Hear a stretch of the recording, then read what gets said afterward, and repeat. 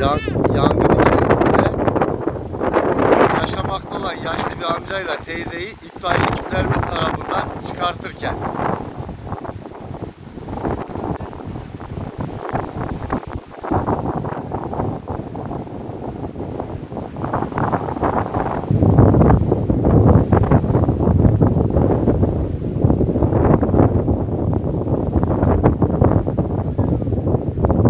Lambayı kapat.